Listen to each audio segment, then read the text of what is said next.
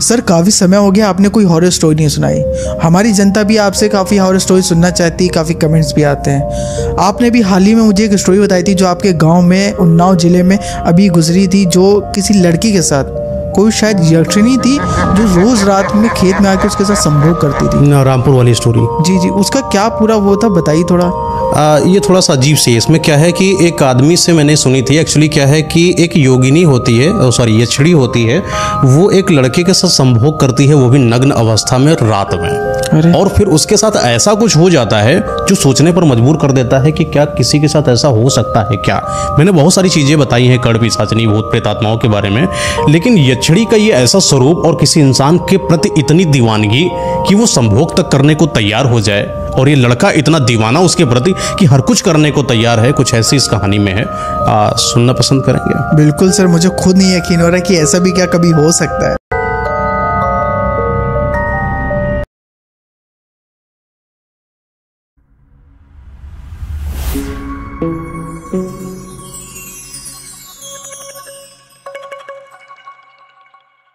एक लड़का है, ये एक्चुअली कॉलेज में पढ़ रहा होता है। ये जो बॉयज हॉस्टल नहीं होते, बॉयज वाले स्कूल, वहीं पर पढ़ता है, और लड़कियां इसके आसपास होती नहीं हैं। तो धीरे धीरे इसका 12th निकल जाता है। 12th के बाद जब ये ग्रेजुएशन में आता है तब भी ये बॉयज हॉस्टल और बॉयज वाले स्कूल में ही पढ़ाई करता है, कॉलेज में। इसको आसपास कोई भी लड़की नहीं मिली जिसकी वजह से वो किसी से बातचीत कर ले। लेकिन जब भी ये वापस अपने फ्रेंडों के बीच में बैठता, जो फ्रेंड्स रहते हैं आसपास, उनकी अपनी गर्लफ्रेंड होती।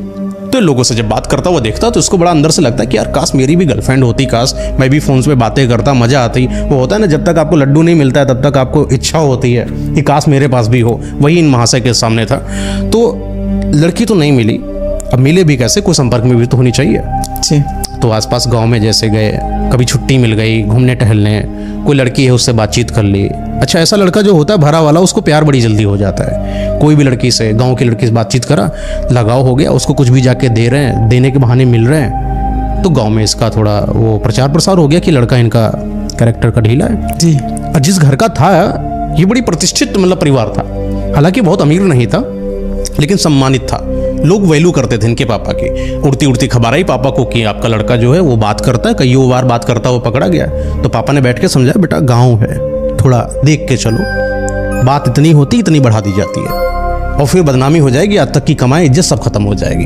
तो लड़के ने भी उस चीज़ को गंभीरता से लिया, और फिर उस दिन के बाद किसी गांव में बात नहीं करी।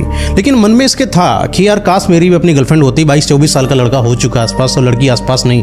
प्यार उमड़ रहा है, लड़कों से बातचीत कर रहा है, वही सेक्सुअलिटी की बातें कर रहा है, बातें हैं मन में, बातें किससे करे, होता नहीं। ऐसे एक समय आता है, इसको मतलब एक मामा के घर जाना होता है, शादी लगी है।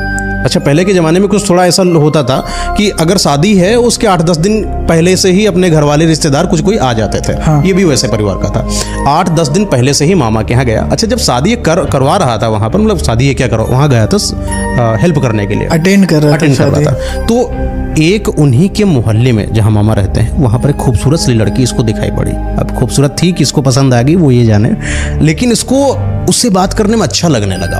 अब शादी का माहौल है तो 4 बातें भी हो जाती, इधर झालर लगाना, इधर ये लगाना, ऐसे करना, बातें हो रही।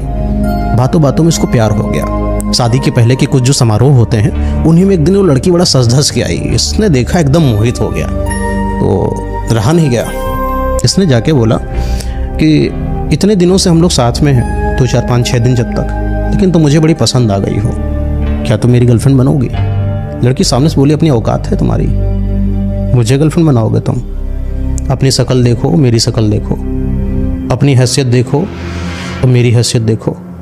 तुम्हारे जैसे मेरे पीछे पागल पड़े रहते हैं। 4 दिन सही से बात क्या कर ली, तुम तो लट्टू हो गए, हाथ पकड़ लोगे क्या? दोबारा हरकत मत करना, आज के बाद मामा को बता दूंगी तुम्हारे। डरा दिया। इसको अंदर से बड़ा बुरा लगा, ये क्या हो गया मेरे साथ। बड़ी हिम्मत करके गया था, लेकिन आज सब चकनाचूर हो गया, दिल टूट गया था जैसा। इसको ऐसा लगा कि अब पूरी दुनिया में कुछ बचा ही नहीं है। शादी आती है, शादी अटेंड करता है, वो जो खुशी होनी चाहिए ना एक चेहरे पर, वो नहीं थी। आसपास वो लड़की थी, उसने बड़े अजीब तरीके से देखा। हालांकि शादी कंप्लीट हो चुकी है, अपने घर आ जाता है, लेकिन वो जो है ना कि एक प्यार हो जाता है किसी इंसान का, और फिर जो बेइज्जती हो जाती है, इसके जहन से नहीं निकली। दर टूट रहा अपने अंदर से।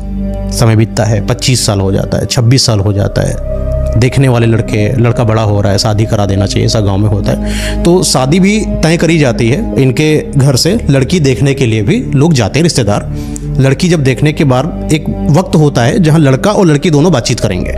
ये इतना भरा हुआ आदमी है ना, ये लड़की से पता नहीं कैसे बात करता है कि लड़की चेप इसको समझ लेती है कि ये बदतमीज लड़का है, कैरेक्टरलेस।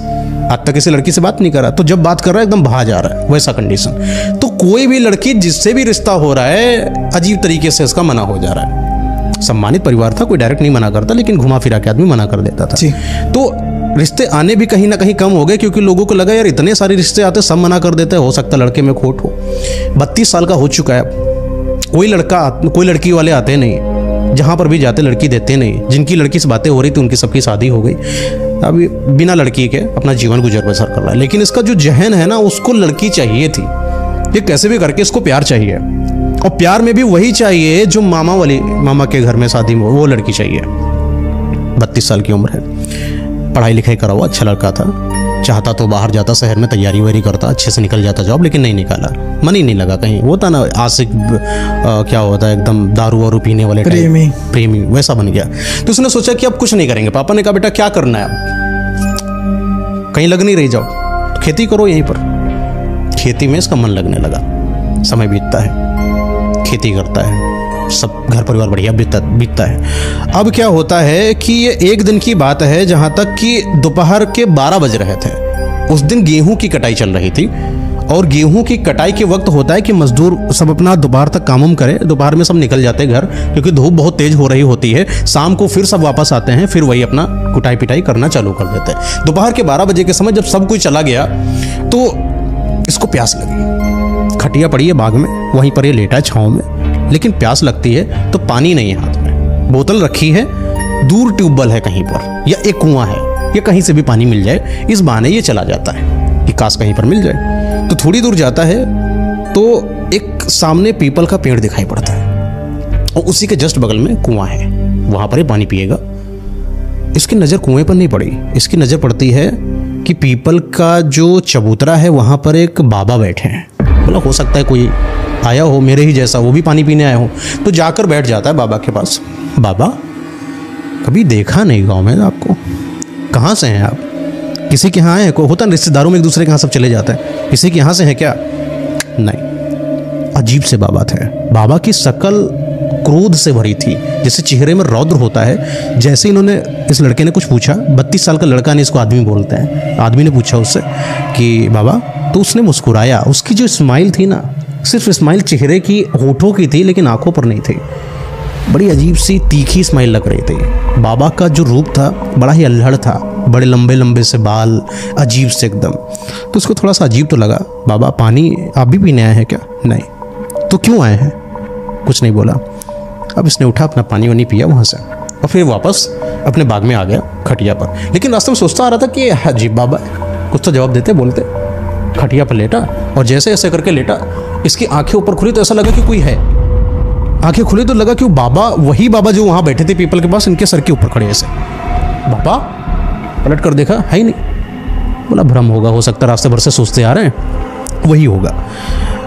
दोपहर बीत जाती है, शाम का समय होता, मजदूर आते हैं, घर वाले सब आ जाते हैं, अपना कुटाई वुटाई होती है, जो अपना फिर वही रात का समय है, देखभाल करता अपने घर के खेत की, और सब लोग अपने घर चले जाते हैं। रात का 11 से 12 बजे के बीच का समय है। जब धान कुटाई करी जाती है तो जो ढेर होता है पैरा का, वो लगा दिया जाता है बहुत सारा। तो वहाँ से दूर से इसको कोई ऐसा लगा कि लालटेन लेकर कोई खड़ा है। ये पहुँचता है कि देखे कौन है, यहाँ कौन इतनी देर रात में रुका है।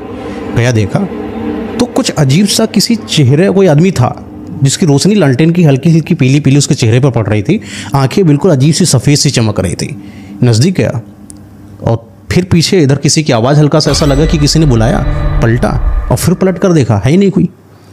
थोड़ा सा और आगे बढ़ा, वहीं पर पैरा पर एक आदमी बैठा हुआ था, जिसका चेहरा पीछे की तरफ था, सिर्फ पीठ दिखाई पड़ रही थी। लालटेन उसके हाथ पे थी, बगल में बैठा हुआ। इसने लगा कि शायद वही आदमी है। बोला कौन हो? पीछे से ऐसे से चेहरा धीरे धीरे धीरे धीरे करके पलट कर आता है, और लालटेन की हल्की सी रोशनी में दिखाई पड़ता है वही बाबा है जो मिला था। कहाँ? दोपहर में पीपल वाले पेड़ के पास। बाबा यहाँ क्या कर रहे हो, कोई बात है क्या? नहीं। तुम्हें कुछ चाहिए क्या? नहीं। तो बाबा यहाँ क्या कर रहे हो? हम तुम्हारा उद्धार करने आए हैं, हम तुम्हारी ज़िंदगी बदलने आए हैं। अरे बाबा क्या अजीब अजीब बातें कर रहे हो, कौन हो बताओ?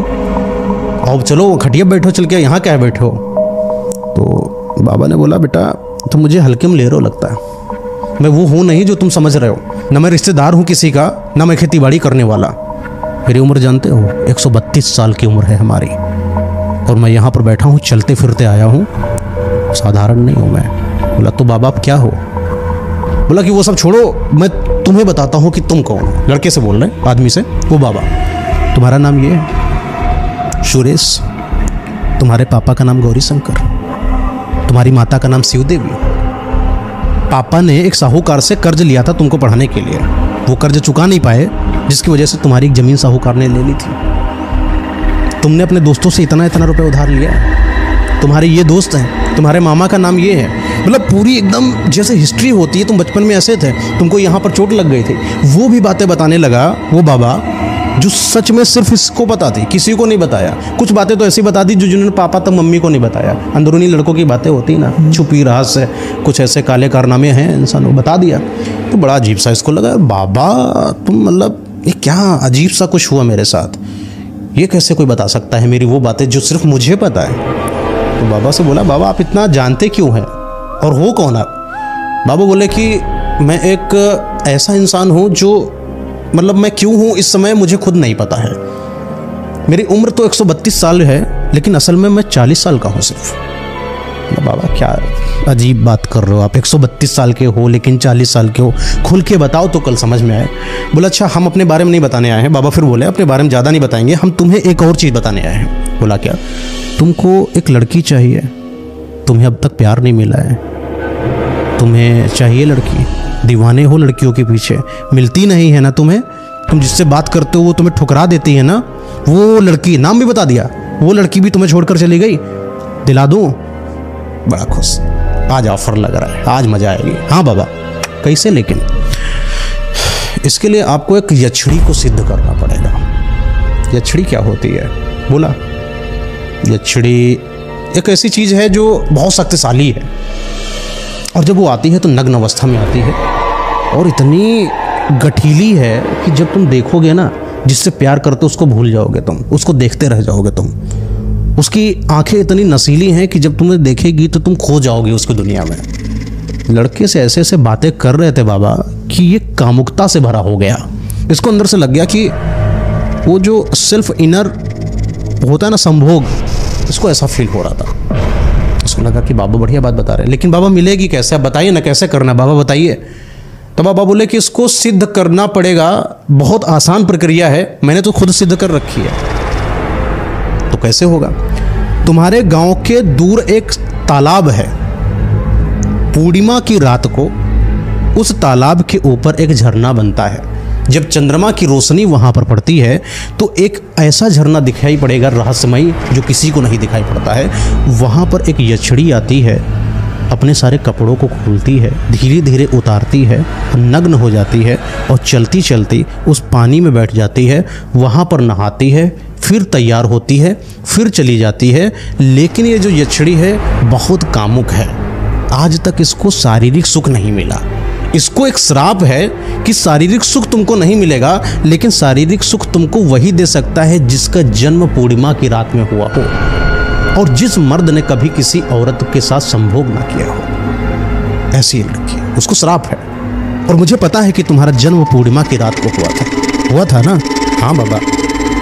और मुझे ये भी पता है कि तुमने अभी तक किसी लड़की के साथ कोई शारीरिक संबंध नहीं बताया। बोला हाँ बाबा। बाबा बोले कि मैं यहाँ अचानक नहीं आया, मैं तुम्हें ढूंढता आया, तुम मुझे वही लगे हो जिसकी तलाश थी मुझे, और अगर तुम्हें चाहिए तो मैं तुमको एक पूजा बताता हूँ, वो तुम्हें करना होगा। बोले क्या बाबा करना है? बोला कि जिस दिन तुमको पूर्णिमा की रात में वहाँ पर जाना है, सरोवर तुम्हें नॉर्मल दिखाई पड़ेगा, एक चौकी बनाना है, वहाँ पर एक जो गधा है, मरे गधे का जो सर होता है वो बाबा अपने पास लेकर आए थे, निकाले ऐसे, ये रख देना है, इसके ऊपर नींबू रख देना है काट के, सिंदूर रख देना है, पूरी प्रक्रिया बताई, तंत्र मंत्र बताया, ये मंत्र पढ़ना है, हर तरीके का दीपक, जितनी भी प्रक्रियाएं होती सब इसको समझा दिया कि ऐसे करना है। और अगर ऐसा कर दिया तुम एक ऐसे इंसान बन जाओगे जो सच में उस यछड़ी को देख पाओगे जिसको कोई नहीं देख पाएगा। तुम्हारे साथ भी अगर कोई जाएगा वो भी नहीं देख पाएगा। और मैं तो तुमको बताना चाहता हूँ कि किसी को लेकर मत जाना, अगर यछड़ी को ऐसा शक हुआ तो तुम्हें मार देगी। धर्म संकट भी है और डर भी है। बोले ठीक है बाबा, करेंगे, लेकिन बाबा इसमें आपका क्या फ़ायदा? बाबा बोले कि जो मेरा फ़ायदा है ना ये बड़ा गुप्त है, ये मैं तुम्हें एक समय आएगा जब मैं तुम्हें बताऊंगा। बस मेरी शर्त इतनी है, तुम फ़ायदा की बात कर रहे हो ना, थोड़ा सा बता देता हूँ। यछड़ी के साथ जब तुम संभोग कर रहे होगे उसका बाल खींच लेना तुम, मुझे वो बाल चाहिए। बाकी की चीज़ें मैं तुम्हें बाद में बताऊंगा, और जैसा मैंने तुमको बताया बस तुम वैसा कर देना। तो ये आदमी पूछता है कि बाबा आपको क्या लगता है कि वो क्यों मानेगी, मतलब मेरी तरफ प्रसन्न क्यों होगी? बोले नहीं, वो प्रसन्न होगी। बोले कैसे? बोले कि जैसे जैसे वो चंद्रमा की रोशनी जब उस यछड़ी पर पड़ती है वैसे वैसे वो कामुक होती जाती है, और ऐसी अवस्था में अगर पूर्णिमा की रात में जन्मा इंसान अगर उसके पास आता है तो जरूर उसको संभोग की तरफ प्रेरित हो जाएगी और तुम्हारी तरफ आकर्षित होती हुई तुम्हारे पास चली आएगी। बस ध्यान रखना कि बाल तोड़ लेना यछड़ी का, वरना तुम्हारे साथ गलत हो जाएगा, और तुमको करना है, ये भी मैं तुमको बोल रहा हूँ। तो बाबा की इन बातों से उसको थोड़ा सा अजीब सा लगा कि बाबा धमका क्यों रहे हैं किसी बात को लेकर, इतना प्रेशर क्यों कर रहे हैं? बाबा मैं नहीं करूँगा, क्योंकि मुझे नहीं लगता कि कुछ हो भी सकता है, ऐसा मजाक लग रहा है मुझे। और अगर तुमने यछड़ी के साथ कोई भी गलत बर्ताव कर दिया वो तुम्हें मार भी देगी। बाबा ने कुछ टर्म्स भी बताया कि ऐसा ऐसा होगा तो ऐसा तुम्हारे साथ हो जाएगा, यछड़ी के साथ ऐसा बर्ताव किया तो तुम्हें मार देगी। इसके अंदर अजीब से डर पैदा हो गया।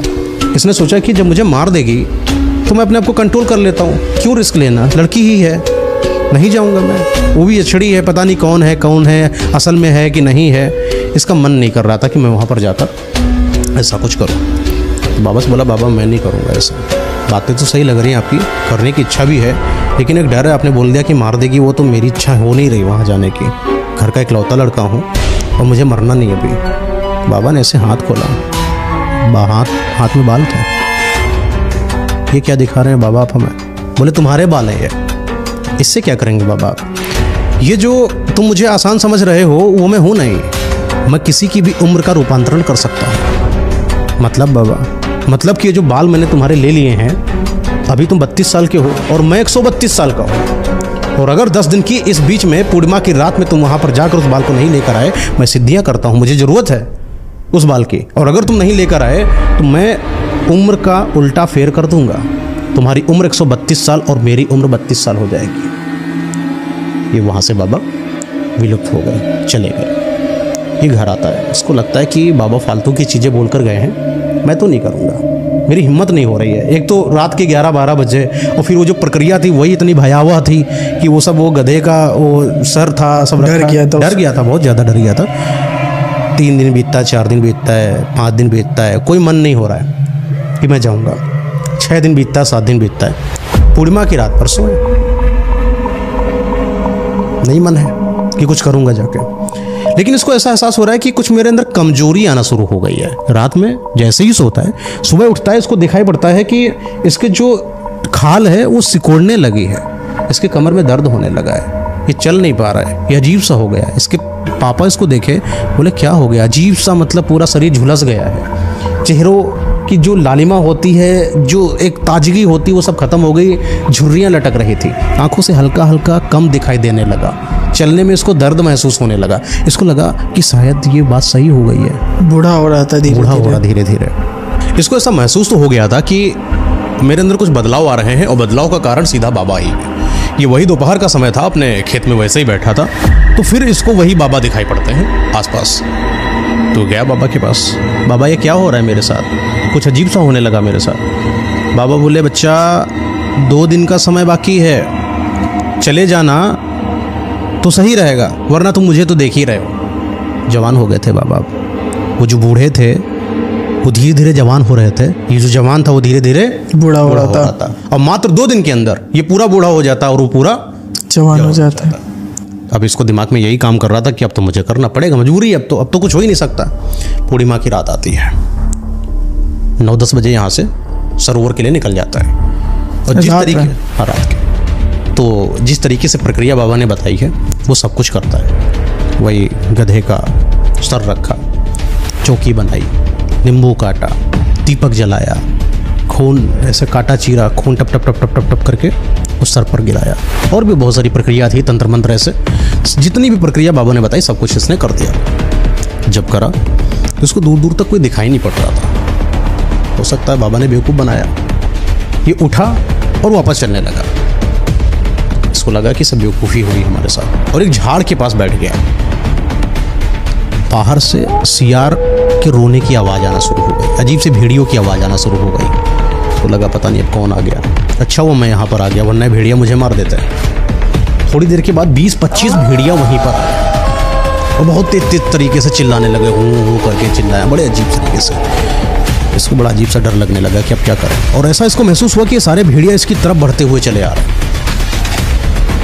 समय बीता 4-5 मिनट, अचानक से भेड़िया सारे गायब, और एक बड़ी खूबसूरत सी एक लड़की इसके आसपास दिखाई पड़ी जो सरोवर के किनारे खड़ी है। चांद की जो रोशनी है वो धीरे धीरे आ चुकी है, और वो चांद की जो रोशनी है उससे आसपास का जो वातावरण है सब खिल कर दिखाई पड़ रहा है। वो जो सारे भेड़िया हैं वो आसपास दूर दूर बैठे हैं। ऐसा प्रतीत हो रहा था कि जैसे उसकी रक्षा करने के लिए ही बैठे हों ये सारे भेड़िया। वो लड़की बहुत खूबसूरत, एक तो चांदनी रोशनी थी वो और ज़्यादा श्वेत लग रही थी। गोरा शरीर एकदम चमकदार सफ़ेद, होठ एकदम लाल लाल, ऐसा लगा लिपस्टिक लगाए हो, बाल लंबे एकदम पैरों तक, नाखून हल्के हल्के जो दूर से ही उसको दिखाई पड़ रहे थे। उसके आसपास इतनी बेहतरीन खुशबू आ गई कि सम्मोहित होने लगा उसकी तरफ, और देखा तो आंखें बड़ी खूबसूरत। और वो चलती चलती पानी की तरफ अंदर गई। एक पानी में एक बड़ा सा चट्टान बन गया और एक झरना बन गया, जो अभी तक नहीं दिखाई पड़ रहा था अब सब दिखाई पड़ रहा है। उस चट्टान पर जाती है, अपने धीरे धीरे अपने पैरों को धुलती है। वो जो सफ़ेद पैर हैं चांदनी रोशनी में बिल्कुल साफ दिखाई पड़ रहे हैं। बड़ा अच्छा लग रहा है इसको। वो दर्श देखता जाता वो कैसे नहाती है। उसके जो बदन है ना, यह गला सोने के आभूषण लदे हुए मोती बड़े अच्छे लग रहे हैं देखने में। जब वो चट्टान पर पहुंच जाती है धीरे धीरे एक एक सोना निकाल कर रखती है, फिर धीरे धीरे एक एक कपड़ा निकालती है, पूरे बदन का एक एक कपड़ा एक एक आभूषण निकाल देती है। नग्न अवस्था में बिल्कुल बैठी है। ये दूर से देख रहा है, ये बहुत कामुक होता जा रहा है। ये सिर्फ उसके शरीर की बनावट को देख रहा है, कहाँ से उभार है, कहाँ पर क्या है, वो आँखें सब भूल चुका है, सिर्फ कामुकता में वह है। वो लड़की चट्टान से धीरे धीरे उतरती है और नग्न अवस्था में है, और ये पानी में जाती है, डुबकी लगाती है, और जब बाहर निकलती है ना तो चांदनी रोशनी में और खूबसूरत लगती है। ये बालों को जब ऐसे झटकती है तो जो पानी की जो बूंदें हैं मोती जैसे एकदम बिखरते हैं। इसको ऐसा लगता है कि बहुत चमकदार सा दृश्य है, एक खूबसूरत लड़की अंदर है। बालों के वजह से जो पानी फैला है बड़ा मनोरम सा दृश्य है इसके लिए, बहुत बहुत अच्छा। इसको ऐसा लग रहा है कि आज तक इसने इतनी खूबसूरत लड़की जीवन में नहीं देखी।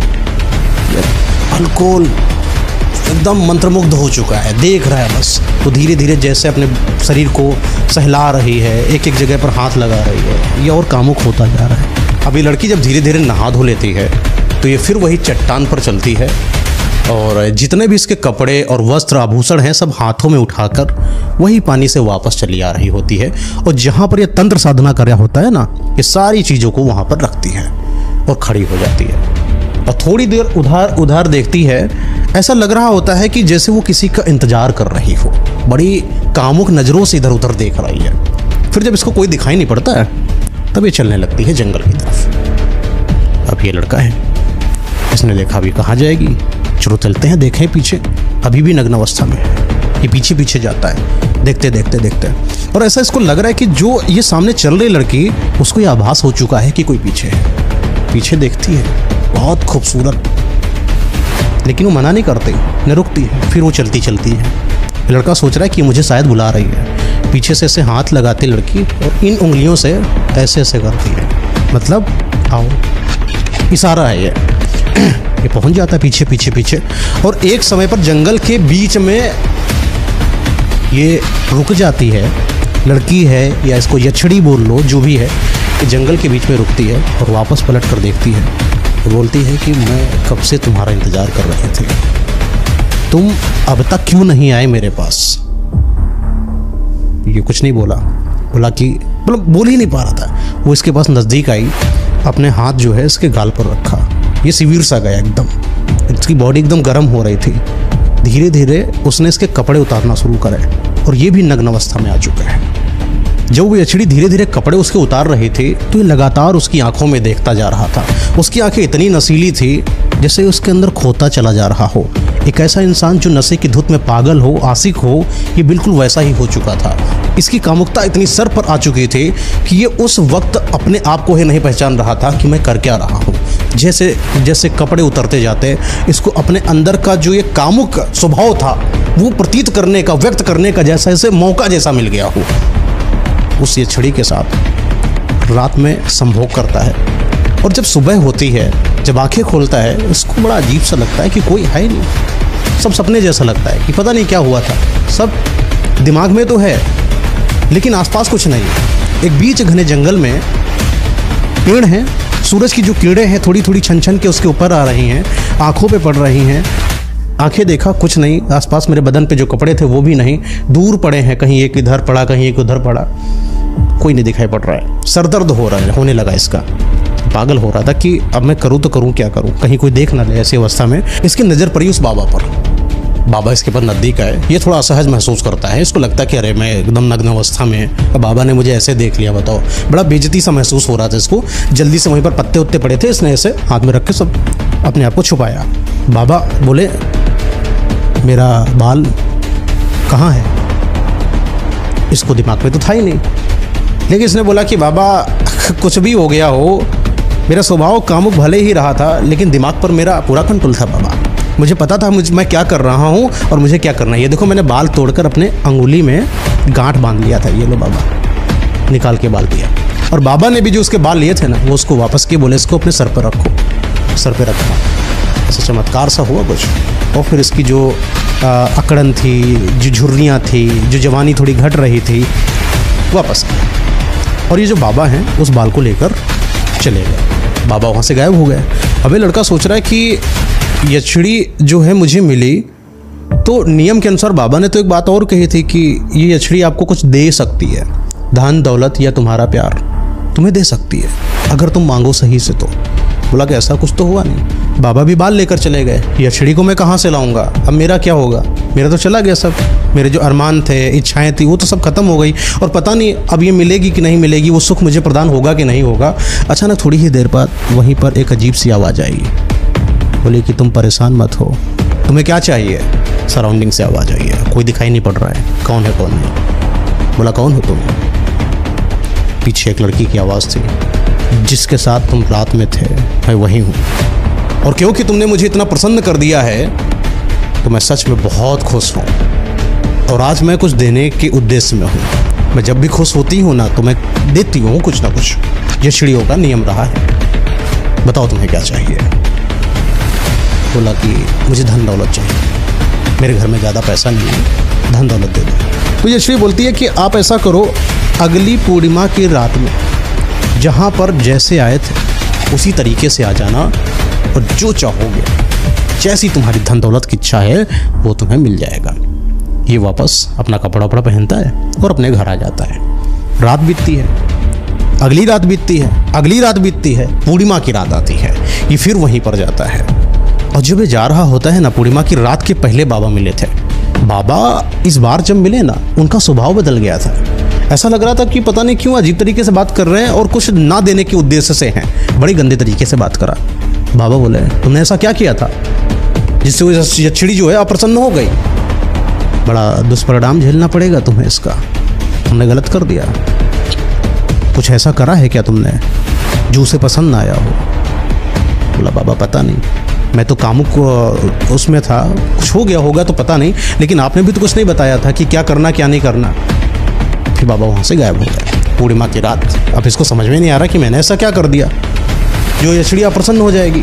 फिर वही तंत्र मंत्र साधना उसने वैसे ही करी, फिर वही वो यछड़ी दिखाई पड़ती है, बहुत खूबसूरत सी लड़की, लेकिन इस बार वो चलती हुई नहीं दिखाई पड़ती है। वो इस बार दिखाई पड़ती है तो पानी का जो सरोवर होना है, पानी जहाँ से ख़त्म होता है वहीं पर बैठी है वो, चेहरा झरने की तरफ। आज झरना भी बड़ा अजीब सा है, काला गंदा गंदा सा पानी, बड़ा बेढंगा सा चट्टान, ऐसा लगा जैसे किसी कोयले की खान में आ गए।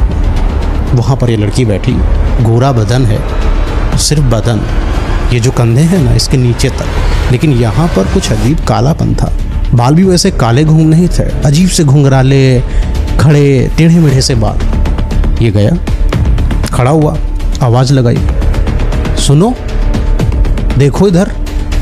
कोई आवाज़ नहीं आई। कौन हो तुम? क्या मुझे जानती हो तुम? क्या हम लोग वही हैं? क्या आप वही हो जिसके साथ हम लोग मिले थे? कोई आवाज़ नहीं आई। ये गया नज़दीक हिम्मत करके और उसकी जो कंधा है वहाँ पर टैप करता है इसे। तो देखा, उसने पीछे पलट कर देखा और ये इतना पागल हो गया, एकदम पीछे वापस होकर दौड़ा। कुछ तो इसने गलत देखा, अजीब सा देख लिया। इसने देखा क्या, उसका जो चेहरा है वो ऐसा है ही नहीं खूबसूरत, बड़ा अजीब सा चेहरा है, बहुत ही ऐसा लग रहा है जला हुआ, जैसे लाश होती है जब 7-8-10 दिन तक रख दो झुलस जाती पूरी खाल वगैरह, वैसे खाल लटक रही थी। पूरा जो आगे का बदन है ये सब पूरा, ये सब लटक रहा है इधर उधर, पूरा खाल लटक रही है, लाल लाल दिख रहा है, आंखें बाहर की तरफ, नाक टेढ़ी टेढ़ी, और ये सब भौवें वोवें सब आपस में है ही नहीं, कुछ अजीब सा लग रहा है। इसकी तरफ दौड़ती दौड़ती आती है और बड़े गंदे तरीके से स्वभाव में चिल्लाना स्टार्ट कर देती है, जैसे रोता नहीं है कोई वैसे रोती है। और ऐसा प्रतीत हो रहा है कि वो जो यछड़ी है वो अब यछड़ी जैसी बर्ताव नहीं कर रही है, वो एक चुड़ैल जैसा बर्ताव कर रही है। वो बोलती है कि मैं कोई यछड़ी नहीं हूँ, मैं चुड़ैल हूँ, तुमने मुझे साधा है ना, मैं वही हूँ जो तुम सोच रहे हो। मैं वो चीज़ नहीं देने आई, ना मैं धन देती हूँ ना मैं दौलत देती हूँ, मुझे आज कुछ और चाहिए। तो लड़का एकदम डरा सा है, डर के वो कोने में बैठ गया। उसकी हिम्मत नहीं हो रही कि वो उठकर खड़ा होकर भागे वहाँ से, वो इतनी डरावनी देखने में लग रही है। और खड़ी होकर वो सामने आती है और उसके हाथ जो है ऐसे हाथ ऊपर उठाती है, अपनी जीभ से चाटना शुरू करती है हाथों कि नाखून है, नाखून को चाटना शुरू करती है। ऐसा लग रहा है जैसे वो जो खाल लटक रही है उसको चाट कर पीना चाहती हो। इसके बाद लंबे लंबे से वो नाखून थे और उसके नज़दीक आती है। ये लेट जाता है डर की वजह से, ऐसे नहीं भागते हैं जैसे, ऐसे लेटा, पैर उठाया, छाती पर रखा, 3 बार ऐसे ऐसे करा। इसको दर्द बहुत कराह से लगी, अजीब सा इसको दर्द हुआ और इन नाखूनों को ऐसे बना के ऐसे चीरा मारा तो धड़ एकदम से अलग हो गया। सर अलग है, धड़ नीचे है। इसका सर दूर जाकर गिरा और दूर सर में जान होती है, अभी जान निकली नहीं है। ये देखा है कि मेरा धड़ जो है उथल पुथल कर रहा है, उस धड़ से खून निकल रहा है इधर उधर, और वो चुड़ैल जो है ना वो खून पी रही है चूस चूस के पूरे धड़ से। ये बड़ा डर रहा है, जान तो पूरी निकली नहीं। वो फिर वापस आती नज़दीक इसके सर के पास, इसके सर को पकड़ती है और कुछ अजीब सा हाथ में लेके इसकी तरफ ऐसे करती है। ऐसा हुआ था कि इसके सर के अंदर आत्मा को रोक देती है, आत्मा जाने नहीं देती, कैद कर देती है सर के अंदर ही, और इसके बालों को पकड़कर शमशान घाट की तरफ लेकर चली जाती है। और वहीं पर अपना एक बसेरा इसका बना है पेड़ पर, और इसके सर को वहीं पर लटका देती है। थोड़ी देर के बाद क्या होता है कि शमशान घाट में कुछ लोग लाश वाश जलाने आ रहे होते हैं। वहीं पर एक बूढ़ा आदमी है जिसकी आज लाश जलने वाली है। 4 लोग हैं, कंधे पर लाश लेकर आए हैं। बहुत सारे लोग हैं आसपास जो दाह संस्कार क्रिया करने आते हैं। उन्होंने चिता पर लाश को रखा। तो ये चुड़ैल जो है इसके पास आती है और कुछ अजीब सा नाक में ऐसे उंगली डालती है दोनों नाखून सहित, और कुछ निकालती है ऐसे हाथ में जैसे आत्मा से निकल गई हो। इसको ऐसा लगा कि किसी ने मुझे कैद कर लिया है, इसको लग रहा है अंदर से किसी ने मुझे यहाँ पर कैद कर लिया है। और जाकर वो चिता जो रखी है उस इंसान के ऐसे सीना है वहाँ पर रख के छोड़ देती है।